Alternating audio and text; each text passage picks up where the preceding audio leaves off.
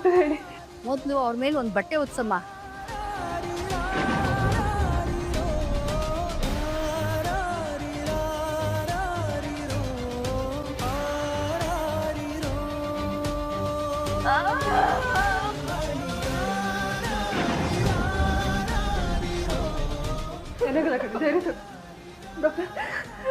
ಹಾಗೆ ಬಿಸಿನೀರು ಕಾಯಿಸ್ಕೊ ಬನ್ನಿ.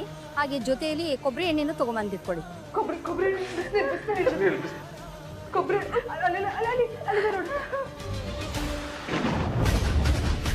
ತಡ್ಕೊಳ್ಳಿ. ಏನಾಗಲ್ಲ, ಸ್ವಲ್ಪ ಬೇರೆ ತಗೋಯ್ತಾ? ವಿಕ್ರಮ್ ತಗೋ ಬೇಗ.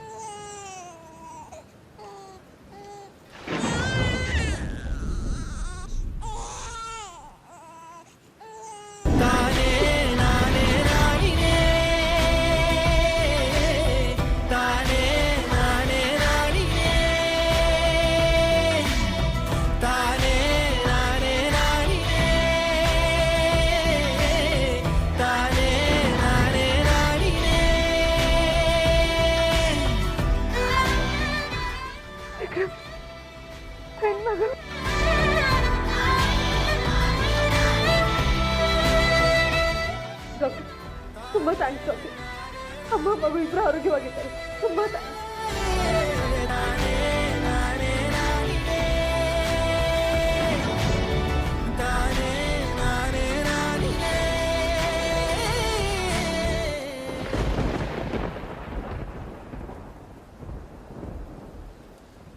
ಏನಮ್ಮ, ನನ್ನ ಮಗು ಅವಳ ಶಬ್ದನೇ ಕೇಳಿಸ್ತಾ ಇಲ್ಲ?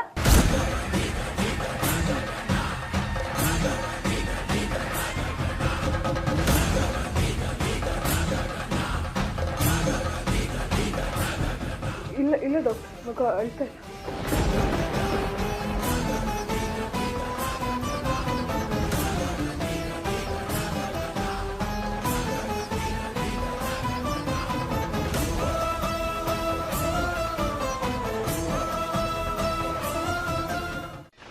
ಎಣ್ಣೆ ತಟ್ಟಿ.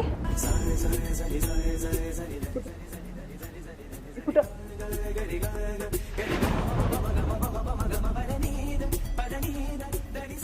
ಪುಟ ಇದ್ದಾಳು. ಪುಟ ಮಗು ಪುಟ ಇಲ್ಲಿ ನೋಡಿ.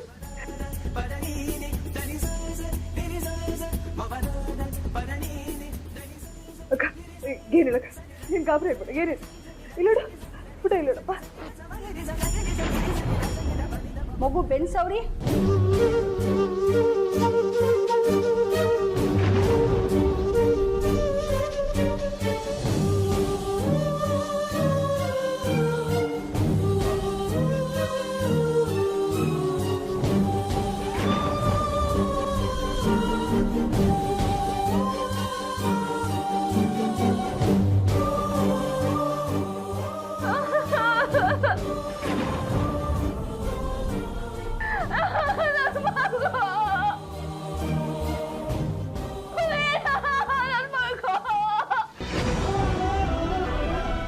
ಯಾಕೆ ಮಾಡಿದೆ ಕೃಷ್ಣ?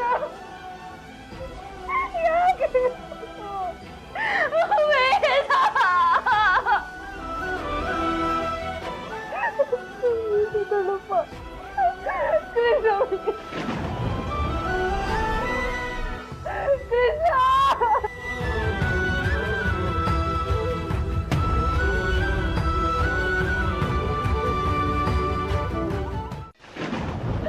ನನ್ನ ಮಗುನ ಇಲ್ಲ ಅಂದ್ಮೇಲೆ ನಾನು ಯಾಕೆ ಬದುಕಿರ್ಬೇಕು?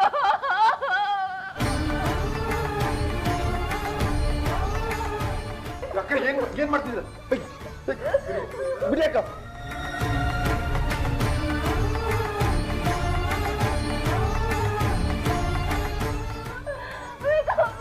ಏನ್ ಮಾಡ್ತಿದ್ದೀರಾ?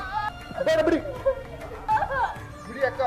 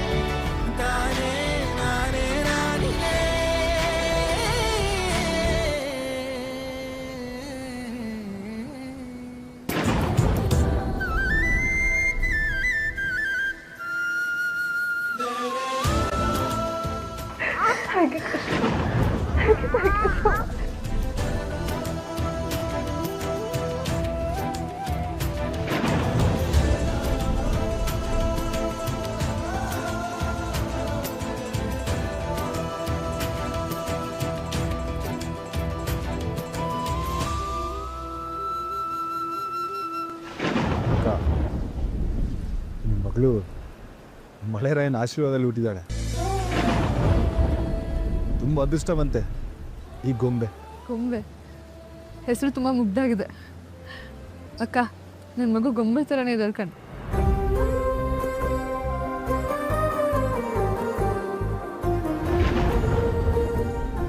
ವಿಕ್ರಮ್ ಅವರೇ, ಪ್ರತಿ ಹೆಣ್ಣು ಮಗುಗೆ ಜನ್ಮ ಕೊಡ್ಬೇಕಾದ್ರೆ ದೇವರು ಆ ಹೆಣ್ಣಿಗೆ ಮರು ಜನ್ಮ ಕೊಡ್ತಾಳೆ. ನೀವೇನಾದರೂ ಇವತ್ತು ಬಂದಿಲ್ಲ ಅಂದರೆ ನಾನು ನನ್ನ ಮಗು ಇಬ್ಬರೂ ಉಳಿತಿರ್ಲಿಲ್ಲ. ಕೊನೆಯವರೆಗೂ ಆಗಿರ್ತೀನಿ ನಾನು. ಏ ಅಕ್ಕ, ಏನು ಮಾತಾಡ್ತಿದ್ದೀರ? ತಮ್ಮಾಗಿ ನನ್ನ ಕರ್ತವ್ಯ ಮಾಡಿದ್ದೀನಿ ಅಷ್ಟೇ. ಸುಮ್ಮನೆ ಋಣದ ಭಾರನ ಹೊರಿಸ್ಬೇಡಿ ನನಗೆ.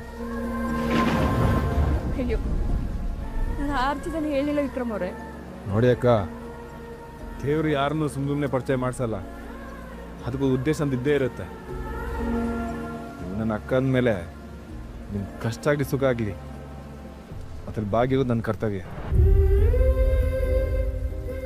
ಹೆತ್ತ ತಾಯಿನ ನನ್ನ ಜೊತೆಗಿರ್ಲಿಲ್ಲ, ಆದ್ರೆ ನೀವು ಅಕ್ಕ ನೋಡಿಲಿ, ಇವತ್ತು ಈ ಗೊಂಬೆ ಹುಟ್ಟಿಗೆ ನಾನು ಸಾಕ್ಷಿಯಾಗಿದ್ದೀನಿ. ಇದಕ್ಕಿಂತ ಭಾಗ್ಯ ಬೇಕಾ? ಸ್ವಲ್ಪ ಆರಾಮಾಗಿ ರೆಸ್ಟ್ ಮಾಡಿ ನೀವು. ಹಾಂ, ರೆಸ್ಟ್ ಮಾಡಿ ಬಿಡಿ.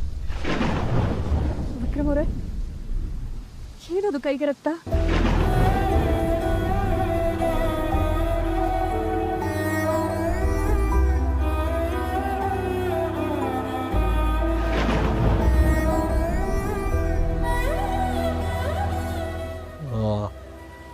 ಅದು ಅರ್ಜೆಂಟಲ್ಲಿ ಎಲ್ಲೋ ತಾಗಿರ್ಬೇಕು.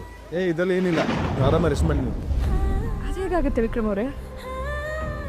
ತಮ್ಮ ಅಕ್ಕನ ಒಳಿತನ್ನ ಬಯಸ್ಬೇಕಾದ್ರೆ ನಾನು ನಿಮ್ಮ ಬಗ್ಗೆ ಯೋಚನೆ ಮಾಡಬಾರ್ದ? ಬನ್ನಿ ಇಲ್ಲಿ.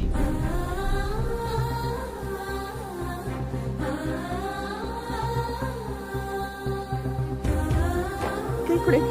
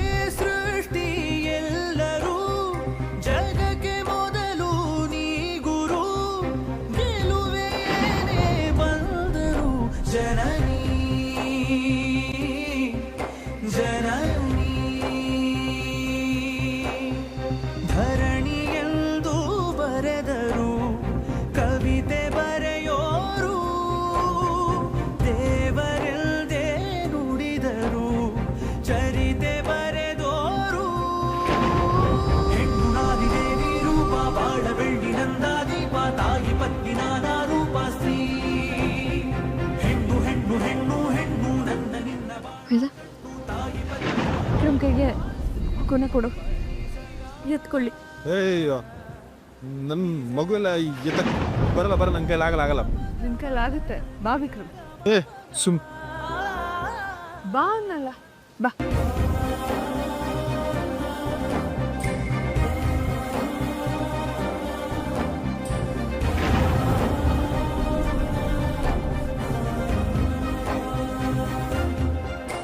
ಬಾ ವಿಕ್ರಮ್.